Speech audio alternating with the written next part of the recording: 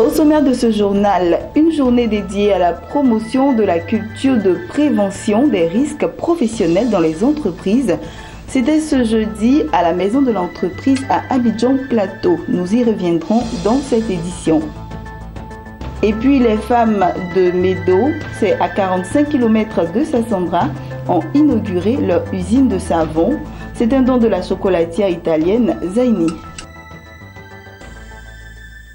Bonsoir à tous, vous faites bien de vous informer sur Business 24 Africa. Une journée pour la promotion de la culture de prévention des risques professionnels dans les entreprises des secteurs des mines, du pétrole et de l'énergie. L'initiative est de la coordination nationale des comités de la santé et sécurité au travail en partenariat avec la Confédération générale des entreprises de Côte d'Ivoire et la Caisse de prévoyance sociale CNPS. C'était ce jeudi à la Maison de l'Entreprise à Abidjan Plateau.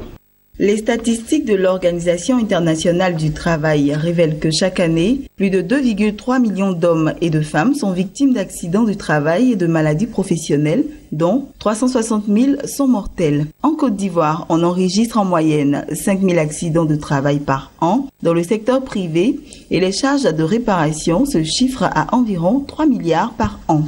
Promouvoir la culture de la prévention, c'est l'objectif visé par la journée de promotion de la culture de prévention des risques professionnels dans les entreprises des secteurs des mines, du pétrole et de l'énergie.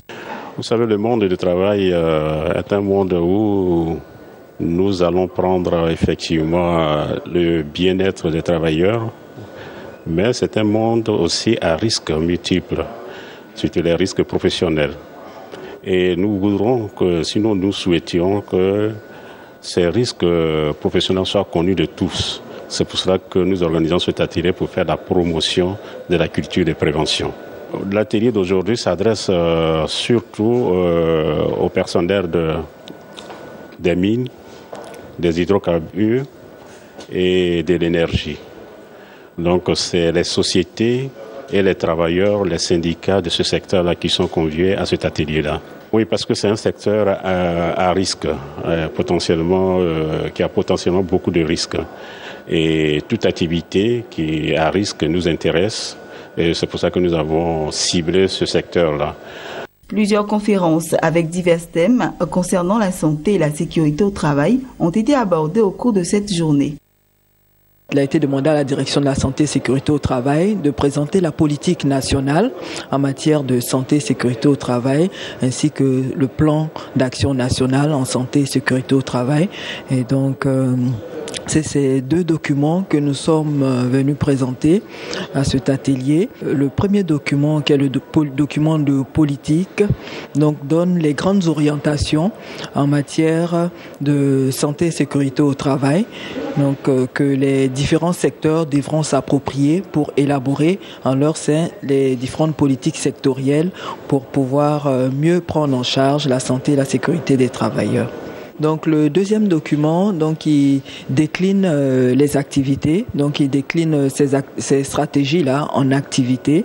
Donc dans ce document, donc il est question de situer les responsabilités des différents acteurs en matière de santé et sécurité au travail. Et il définit également les stratégies pour renforcer le cadre juridique et le cadre institutionnel en santé et sécurité au travail. Pour les participants, cette initiative est à saluer. Bon, disons que l'initiative elle est louable parce que nous évoluons dans un secteur qui est très, très important avec les risques d'accident que cela comporte, raison pour laquelle ce genre d'atelier doit être vraiment tenu, ne serait-ce qu'à à court, moyen et long terme pour pouvoir sensibiliser les acteurs de la distribution en matière de sécurité et de santé au travail. Oui, je voudrais d'abord saluer l'initiative. C'est une très très belle initiative dans la mesure où ça part de la santé du travailleur. Et je voudrais remercier tous ceux qui ont organisé ce colloque qui nous permet d'avoir une pensée, une vision sur la politique nationale de la santé du travailleur, surtout dans le secteur des mines et du pétrole. La coordination nationale des comités de la santé et sécurité au travail, en partenariat avec la Confédération générale des entreprises de Côte d'Ivoire, CGCI, le Centre national de prévoyance sociale et l'intersyndicale en sécurité et santé au travail est décidé à mettre tout en œuvre pour promouvoir à tous les niveaux la culture de prévention des risques professionnels dans les entreprises. Rendons-nous maintenant à Sassandra, toujours en Côte d'Ivoire. La pauvreté est en train de reculer chez les femmes du milieu rural, précisément dans la sous-préfecture de Médo, située à 45 km de Sassandra. C'est dans le sud-ouest de la Côte d'Ivoire. Une unité de production de savon à base de cacao a été offerte à l'association des femmes de producteurs, dont de la chocolatière italienne Zaini. Cette unité va donner du travail à plus d'une centaine de femmes en milieu rural et lui permettre de réaliser plus de 20 millions de francs CFA de chiffre d'affaires. C'est un reportage de Abel Kwao, notre correspondant à Sassandra, dans notre commentaire. Dans la sous-préfecture de Médon, à 45 km de Sassandra, l'autonomisation de la femme en milieu rural et la lutte contre la pauvreté devient une réalité grâce à cette unité de production de savon à base de cacao. C'est le fruit d'un projet financé par la chocolatière italienne Zaini en partenariat avec Barry Calebo. L'unité de fabrication artisanale améliorée de savon a une capacité de 3000 morceaux de savon par mois avec un revenu de 20 millions de francs CFA attendu dans l'année.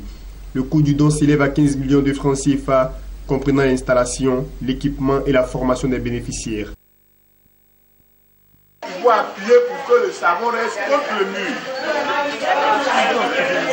Voilà. Voilà, allez-y. Voilà, allez-y.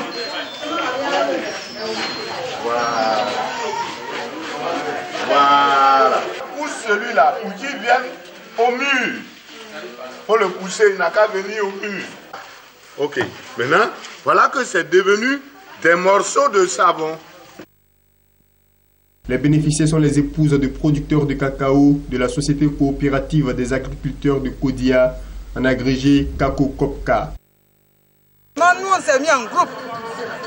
On a comme en coopérative le nom AFEM COP. Nous, on fait du savon, on produit du savon. Donc vraiment, dans ces jours-là, je suis en joie de dépasser le degré de joie là même. La pauvreté là, je les chasse loin. Les femmes, ils ont trouvé leur place pour avoir fait quelque chose, pour nous soutenir, pour soutenir la famille.